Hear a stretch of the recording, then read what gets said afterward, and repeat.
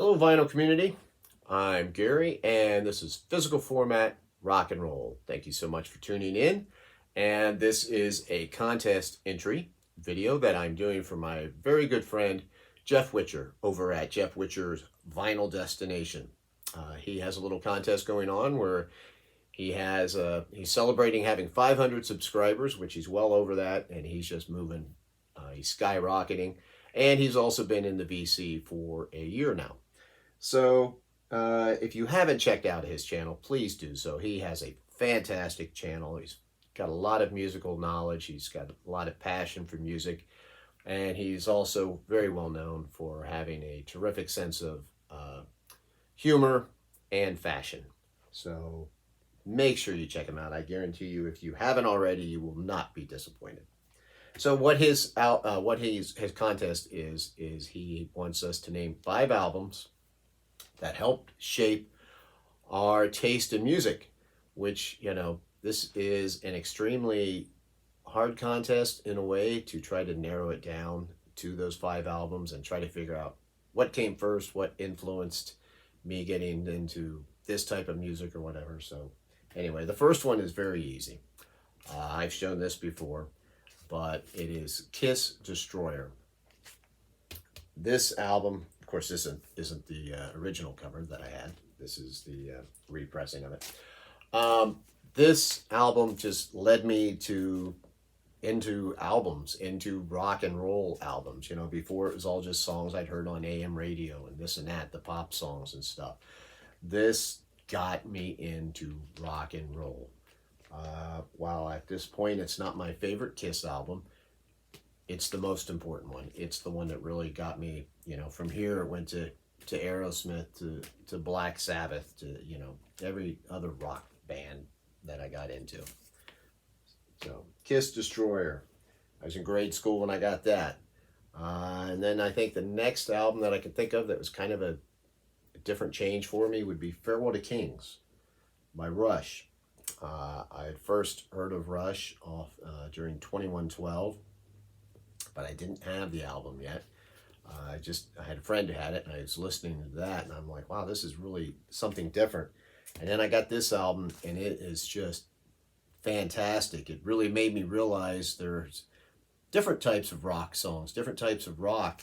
They had longer songs. The musicianship was just amazing.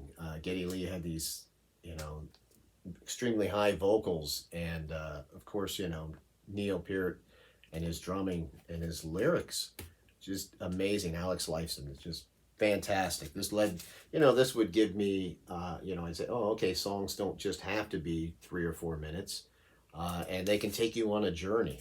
So, very important album. Next up would be Eat to the Beat by Blondie. This album is very important, probably in a couple different ways. First off, so we've got a female lead singer, and it really, there's like a lot of bands, a lot of artists now that are female that I like, and this really made me realize, it doesn't really matter. There's something cool also about women being in rock, and this album also is all over the place. And these guys were a band too. This wasn't, Debbie Harry and the rest of the band. These guys were a band. Actually, one of the first things that got me into them was seeing them on TV and watching Clem Burke play the drums, more so than, just Debbie Harry or anything. There's new wave on here. There's like a little bit of punk. There's pop. So it also made me realize there's different kinds of rock besides just hard rock. This would help lead to eventually the Ramones and, other styles of music like that. Next up, this is a huge one. Led Zeppelin, their debut album. Now, interestingly enough, this was not the first Led Zeppelin album that I owned. I got In Through the Outdoor when it first came out. I was still fairly young, and that was the only Led Zeppelin album that I'd ever heard. I'd heard kids that were older than me talking about Led Zeppelin, so I got In Through the Outdoor. I was not impressed at that point in my life. Guess I wasn't ready for it. And so then I waited a year or so, and I went back, and then I'd heard some more Led Zeppelin on FM radio, and I went and bought Led Zeppelin 4, like a lot of us do. We go back and we find that album, and mine was blown by that album, and I'm like, wow, so how good are they? So I went back, and the next one I picked up was Led Zeppelin 1, and it was at that point I realized, okay, this is now my favorite band. I love Led Zeppelin.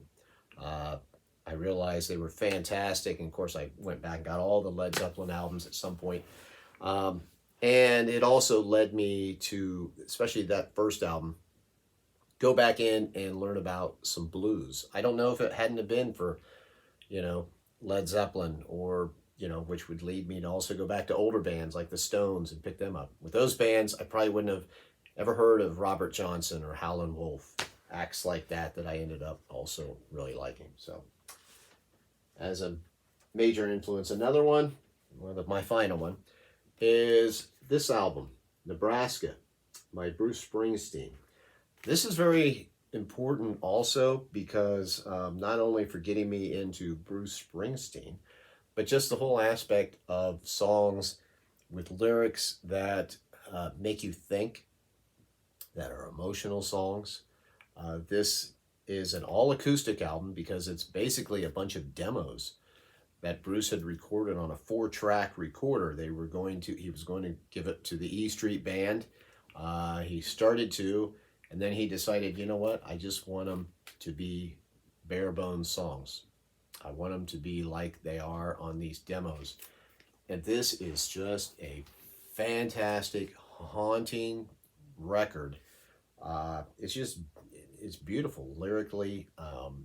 It's just, there aren't good guys and bad guys so much as there are characters, and he delves into that and their personality without hitting you over the head. He doesn't have to spell everything out for you. He leaves some of it to be ambiguous about these characters. Just like there's a song called State Trooper on here where a guy is driving at night and he's obviously troubled. You're not sure why. He gets pulled over by a state trooper and he's talking to him and he says, maybe you got yourself a couple kids, maybe you got yourself a pretty wife. The only thing that I've got has been bothering me my whole life. That just leads you to your imagination. Well, what's going on with this guy? What's going on in his head? And who maybe hasn't felt that way at some point? I think maybe the crowning achievement on this album, might be Highway Patrolman, which is just a fantastic song about two brothers who both went to Vietnam. Joe Roberts and his brother Frankie. And Joe came back earlier from Vietnam. He got a job. Frankie came back. Frankie was troubled. Frankie was never the same. He was a troublemaker. They never really say why. They don't say what happened. It's just a matter of the character of Joe. He's always kind of bailing out his brother. But he thinks of, past times with his brother. And, they both kind of had a crush on the same girl, but Joe is the one that got her, that married her. And he has a sense of guilt, you can tell in these lyrics, where he thinks he has to take care of his brother. Hey, nothing feels better than blood on blood. A man turns his back on his family. He ain't no friend of mine. You can tell there's a sense of, okay, this is obligation. At the end of this song, his brother gets in trouble really bad this time in a fight, and he's chasing him down. And he basically chases him out of the state, stops, watches his taillights disappear. You assume he probably never sees his brother again. So, fantastic. That led me to, that would also help to lead to something like Pink Floyd. Even though I know musically it's totally different, but, one of the things about Pink Floyd is their very thought-provoking lyrics. So, that kind of led to that. Anyway, those are 5 picks for what helped shape my musical taste. I hope you enjoyed it. And make sure you check out Jeff Whitcher Vinyl Destination. My name is Gary. This is Physical Format Rock and Roll. You can always catch me on Twitter and Facebook. So until the next time, I will see you down the road.